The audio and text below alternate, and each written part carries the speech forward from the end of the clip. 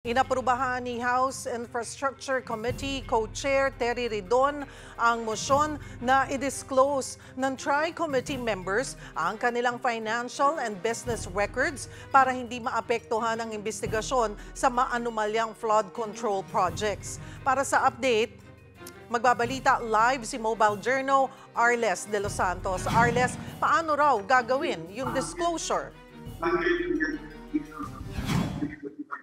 Cheryl, magandang tanghali. No? Ngayong araw nga ay sinimulan na ang unang araw ng pagdinig ng Tri-Committee ng Kamara para nga sa mga maanumalyang mga flood control projects sa iba't ibang mga bahagi ng bansa.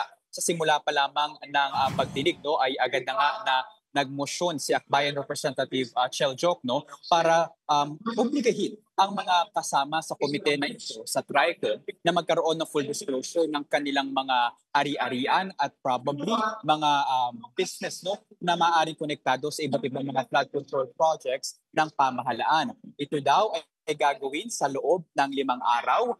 Sa loob ng 5 araw, Cheryl, ay hihintayin ang kanilang written na disclosure na sila ay walang kaugnayan o kung may kaugnayan man sa mga flood control projects at mga companies ay talagang magkakaroon na sila ng pagkakataon na mag-inhibit para daw masiguro ang impartiality na gagawin na investigasyon o pagdinig ng Kamara.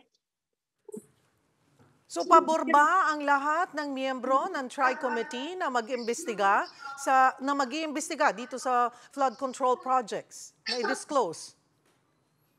Cheryl, naaprubahan na yan sa pangunguna nga syempre ni Co-Chair ng Public Accounts na si Representative Terry Ridon, kung saan nga actually ang kanila naging basis dyan ay ang naging pahayag ni Senator Lacson sa Senado, kung saan sinabi nga na 67 na mga kongresista ang may kaugnayan. It's either may pagmamay-ari sila ng mga business na related sa flood control projects or construction companies na gumagawa o mismong gobyerno ang kanilang mga kanilang mga customers. Kaya naman daw ito ay medyo nagpapalabo sa linya ng accountability at syempre conflict of interest, lalo pa sila ay mga likod bayan. Kaya daw para mas masiguro ang patas na investigasyon ay mas masusi ang kanilang magiging pagdinig para din na magkaroon ng impartiality itong Kongreso nga.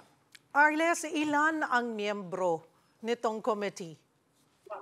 Cheryl, ngayon ay meron 3 komite na kaugnay nga dito sa Tri-Committee. Andiyan ang Public Accounts, Good Government, and syempre yung Public Highways. Ito ay binuo na raw, existing na talaga itong komite na ito, pero dahil nga sa mga maanumalyang mga proyekto na ngayon nga ay syempre masasabi natin na umuusok at talagang nagkakaroon ng interes sa mga mamamayan dahil nga sa kabi-kabilang mga pag-ulan, habagat at bagyo, kung saan ilang mga bahagi ng Pilipinas ang nalubog sa baha. Kailangan daw silipin na talaga kung ano nga ba at saan dinadala ang pondo ng bayan. Lalo pa na matatandaan natin na mula 2022 ay habot na sa humigit kumulang 1 trilyong piso ang naging budget para sa flood control programs.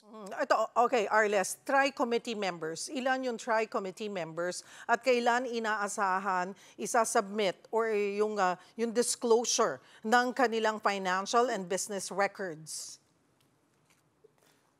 Cheryl, itong Tri-Committee ay meron iba-iba kasing personalidad ang kasama dito. Meron mga magkakaparehas na member din ng komite na ito, ang isa pang congressman, kaya ating kukunin ang tunay at kumpleto na or specific na bilang ng mga mambabatas na ito. Pero inaasahan natin na bago magtapos ang susunod na linggo, siguro Friday, inaasahan natin na nakapagbigay na ng full disclosure ang mga mambabatas dahil maaaring next week din o sa mga susunod na 2 linggo ang magiging ikalawang pagdinig ng Tri-Committee para sa mga flood control projects na ito.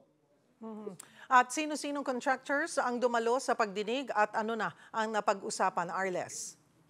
Cheryl, matatandaan natin na 15 contractors ang pinangalanan at ginawan pa nga ng listahan ni Pangulong Ferdinand Marcos Jr. Pero hindi lamang 15 ang kanilang inimbita, kundi 16. Kasama na nga dyan ang contractor ng tinatawag na substandard at talagang questionable na flood control program sa Bulacan, ang Sims Construction Company.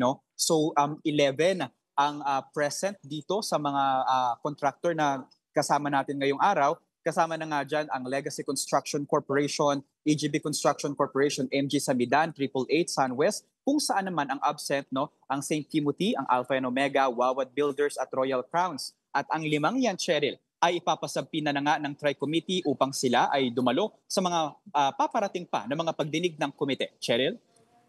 Maraming salamat, Mobile Journal, Arles de los Santos.